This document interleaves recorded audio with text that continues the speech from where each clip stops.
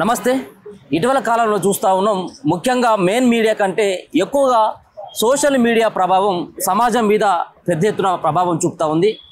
So ముఖ్యంగా నిన్న అసెంబ్లీలో సైతం కూడా ముఖ్యమంత్రి రేవంత్ రెడ్డి సైతం కూడా సోషల్ మీడియాను ఉద్దేశిస్తూ సోషల్ మీడియాలో జరుగుతున్నటువంటి భాష పైన ఒక రకంగా ముఖ్యంగా సోషల్ మీడియాలో ఇష్టం వచ్చినటువంటి తీరుగా మాట్లాడుతూ ఉన్నారు.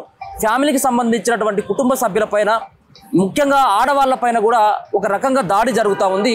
దీన్ని కంట్రోల్ చేయాల్సినటువంటి బాధ్యత సమాజం పైన ఉంది అని చెప్పేసి అసెంబ్లీలో సైతం కూడా చర్చ పెట్టాలని చెప్పేసి ప్రధానంగా ముఖ్యమంత్రి సైతం కూడా డిమాండ్ చేసినటువంటి పరిస్థితి.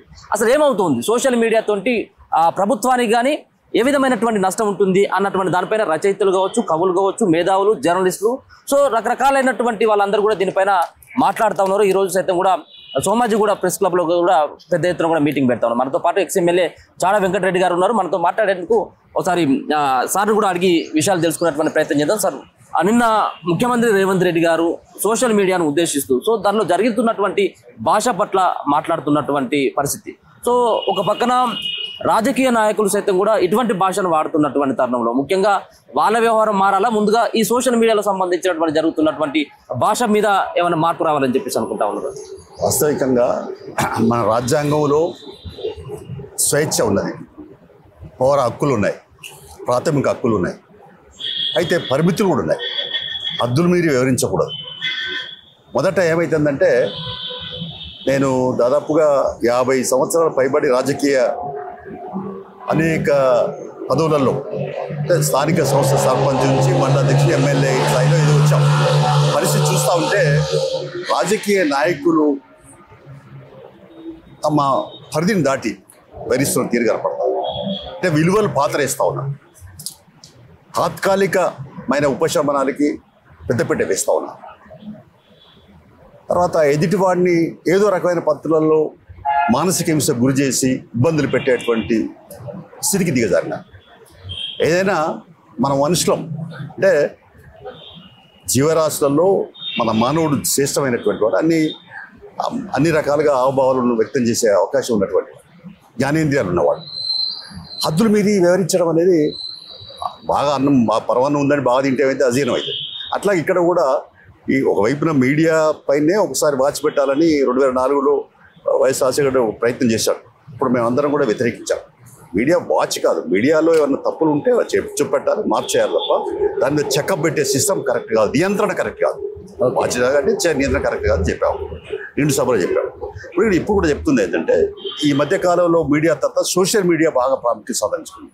ఎప్పుడైతే సెల్ ఫోన్స్ వచ్చినాయో, ఈ మోడర్న్ టెక్నాలజీ పెరిగిందో, శాస్త్ర సాంకేతిక పరిజ్ఞానం విరిస్తూ ఉందో ప్రపంచంలో, ఇప్పుడు ఇక్కడ నుంచి అక్కడ అమెరికాలో ఏం జరుగుతుందో, లేకపోతే స్వీడన్లో ఏం జరుగుతుందో, ఎక్కడ జరుగుతుందో, ఏ దేశంలో ఏం జరుగుతుందో తెలుసుకునే పరిస్థితి వచ్చింది. కాబట్టి ఇప్పుడున్న పరిస్థితుల్లో ఈ సోషల్ మీడియా ప్రాముఖ్యత బాగా పడిపోయింది. దీన్ని రాజకీయ పార్టీలు వాడుకుంటున్నాయి, సంస్థలు వాడుకుంటున్నాయి, ప్రచారానికి రకరకాల వాడుకుంటున్నారు. కాబట్టి ఇలాంటి నేపథ్యంలో ఏంటంటే, మనం మనుషులం అనేటువంటి ఇంగిత జ్ఞానాన్ని మొదలు అలవర్చుకోవాలి. దాని ఆ పరిధిలో ఉండి మాట్లాడాలి. తర్వాత మన రాజ్యాంగం కూడా మనకు కొన్ని పరిమితులు విధించింది. వైపున స్వేచ్ఛ ఉన్నప్పటికీ, హక్కులు ఉన్నప్పటికీ, ఎదుటివాడి హక్కులు హరించే హక్కు నీకెక్కడి, ఎదుటివాడిని దూషించే హక్కు ఎక్కడిది? విమర్శించు, పద్ధతిలో పరిమితులలో విమర్శించు, మంచి భాషతో విమర్శించు, తప్పు అయితే ఎత్తుపెట్టు. కానీ బూతు మాటలు తిట్టేది, అందులో మహిళల పట్ల అసభ్యకరంగా, లేకుంటే ఇతరుల పట్ల అసభ్యకరంగా, ఒక మనిషి యొక్క మానసిక వ్యవస్థకి ఏదైతుందో భంగం కలిగించే పద్ధతులలో, మానసిక శోభ గురి చేసే పద్ధతులలో వివరించే తీరు క్షమించరాంది. దానిపైన సీరియస్గానే పాలకులు ఆలోచించాల్సిన అవసరం ఉంది. దీనిపైన ఒక నియంత్రణ అనేది అవసరం. అయితే దానికి కూడా మళ్ళీ హద్దులు మీద ఉండకూడదు. దానికి భాష ప్రయోగం చేసేటప్పుడు కూడా తప్పు చేస్తే, తప్పు చేసినావు నువ్వు, ఇది కరెక్ట్ కాదని చెప్పగలిగిన పరిస్థితి తప్పలేదు. కానీ దాన్ని భూతత్వంలో పెట్టి బూతు పదాలు వాడి, బూతు భాష నేను వాడలేను కాబట్టి వాడను, కానీ ఆ బూతు పదాలు వాడి మానసిక క్షోభకు గురి చేసే హక్కు ఎవరికి లేదు. రాజ్యాంగంలో చాలా క్లియర్గా క్లారిటీగా ఉంది. ఎదుటి వాళ్ళకు కూడా హక్కులు ఉంటాయి, పౌర హక్కులు ఉంటాయి. కాబట్టి ఆ పరిమితిలో ఉంటే మంచిది. అయితే ఏదైనా దీని మీద ఒక చర్చ జరగాలి. నా ఉద్దేశం ఏంటంటే, ప్రభుత్వమే చర్చ పెట్టాలి. రాజకీయ పార్టీలతో, మేధావులతో, జర్నలిస్టులు, సంఘాలతో అందరితో కూడా మాట్లాడి, ఈ ఏదైతే సోషల్ మీడియాలో వస్తున్నటువంటి ఈ పెను విమర్శలు, లేకుంటే ఒక రకమైనటువంటి గందరగోళమైన పరిస్థితులు, భాష లేకుంటే బుద్ధులు తిట్టే సంప్రదాయాలకు వీటికి సంబంధించి ఎదురువైపు టార్గెట్ చేయడం నేను బాగా చూసేది టార్గెట్ చేయడం మానసికంగా అది హింసించే పరిస్థితి తీసుకొస్తాం. అది చాలా తప్పది, పౌర హక్కుల భంగం కలిగించినట్టే, దాన్ని సీరియస్ ఖండిస్తున్నాం. ఏదైనా ప్రభుత్వ వైపు నుంచి కూడా రేవంత్ రెడ్డి గారు నిన్న అసెంబ్లీలో మాట్లాడాడు, భార్య గారి పిల్లలు ఎవరు చేసినా తప్పే, ఆయనకు జరిగిన తప్పే, ఇతరులకు జరిగిన తప్పే, ఆయనకు జరిగిన తప్పు నాకు జరిగిన తప్పు అని కాదు, ఎవరు జరిగిన తప్పే. కాబట్టి దానిపైన అందరి ఒక సమావేశం పెట్టి ఆల్ పార్టీస్ తర్వాత అందరిని కూడా మాట్లాడి ఈవెన్ పార్టీలే కాదు ఈవెన్ ఈ సామాజిక స్పృహగలిగే సంఘాలన్నీ వాళ్ళతో కూడా మాట్లాడు చర్చగోష్ఠి పెట్టాలి, తప్పే ఉంది, పెట్టి భాగస్వాములు ఇవ్వమనండి. దాని మీద ఒక ఎట్లా దానికి ఉండాలి, ఎట్లా ఎవరు అద్దులలో ఎట్లా ఉండాలి ఎవరనే దాని మీద ఒక చర్చ జరిగితే మంచిదని చెప్పేసి.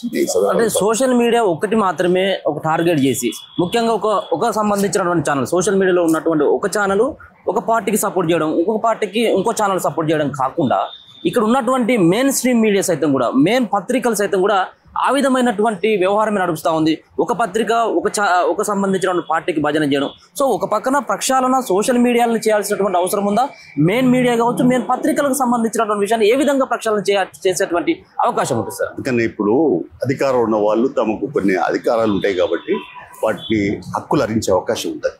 కాబట్టి స్వీయ నియంత్రణ కావాలా, నియంత్రణ కావాలి, రెండు కావాలి. ఎవరి వారుగా స్వీయ నియంత్రించుకోవాలా, నియంత్రణ కూడా కావాలి. కాబట్టి ఇప్పుడు ఏదైతే మీడియాలో కూడా సరే ఎవరు పేపర్ పెట్టుకుంటే వాళ్ళు డబ్బా కొట్టుకుంటే, ఎవరు మీడియా పెట్టుకుంటే వాళ్ళు డబ్బా కొట్టుకుంటే, ఇప్పుడు మనం చూస్తూనే ఉన్నాం కదా, కొన్ని ఛానళ్ళు చూస్తే చాలు ఇక మనకు అది ఇక ఛానల్ చూడలేము మనం. అది ఒక దానికి ఒక విశ్లేషణాత్మకంగా వాస్తవాలకు అద్దం పట్టే పద్ధతుల్లో మొత్తం ఇక్కడ ఉండేటువంటి రాజకీయ వ్యవహారాలు లేకుంటే ఇతర అంశాలకు సంబంధించిన ప్రస్తావన కంటే వ్యక్తి పూజ లేకుంటే పార్టీ పూజ లేకుంటే వాళ్ళకు అనుకూలమైన వాళ్ళకు వెబ్బొందేటువంటి పద్ధతుల్లో వివరించే తీరు ఎక్కువ కనపడుతుంది. కాబట్టి మనం దీనిపైన కూడా ఒక రకంగా చర్చ జరిగితే మంచిది. తర్వాత ఆరోగ్యకరమైన వాతావరణం ఉండాలంటే మానసికమైనటువంటి పద్ధతుల్లో మానసిక క్షోభకు గురి చేసే దుర్మార్గాలను ఎండగట్టాల్సిన అవసరం ఉంది. దానికి ఒక పెద్ద చర్చ జరగాలని అభిప్రాయం. సో మహిళా జర్నలిస్టులు ఇద్దరిని సైతం కూడా అరెస్ట్ చేసినటువంటి పరిస్థితి. సో దీన్ని మీరు ఏ విధంగా చూస్తారు? ఖండిస్తూ ఉంటారా లేకపోతే నిజమైనటువంటి ఏదైనా ఇప్పుడు మహిళలు జర్నలిస్టులైనా పురుష జర్నలిస్టులైనా వాస్తవంగా జరిగితే దానిపైన విచారణ చేసి ఏం జరుగుతుందనేది వ్యవహారం చేసి ఇంకోసారి చేయకుండా వాళ్ళకి, ఎందుకంటే వాళ్ళకి ఏదో రకమైన మూడ్లో ఉంటారు. ఇప్పుడు అసలు వీళ్ళను రెచ్చగొట్టేవాళ్ళు ఎవరంటే రాజకీయ నాయకులే. మళ్ళీ ఓకే జర్నలిస్టులను కూడా రెచ్చగొట్టేవాళ్ళు, జర్నలిస్టులను కూడా వాళ్ళ వైపును లాక్కుంటోళ్ళు, వాళ్ళని ఆకర్షిస్తోళ్ళు, వాళ్ళకి అన్ని పెంచి పోషిస్తోళ్ళు వాళ్ళే. కాబట్టి ఇది మొదలు రాజకీయ నాయకులు ఒళ్ళువారి దగ్గర పెట్టుకొని మాట్లాడి వ్యవహరిస్తే ఇదంతా సమస్య పరిష్కారం అవుతుంది. రాజకీయ నాయకులు రాజకీయాలు చేస్తే ఒక రాజకీయం మీద ఇంకో రాజకీయం చేస్తే చేసుకో, కానీ రాజకీయాలు ప్రజలకు ఉపయోగపడే పద్ధతిలో ఉండాలి. కానీ మీ ఒకరి మీద ఒకరు దాడి చేసుకొని ఇంకా నడుమ ఇప్పుడు ఆవులావులు కొట్టాడితే లాగలు కాలితే సామెత ఉంది తెలంగాణలో.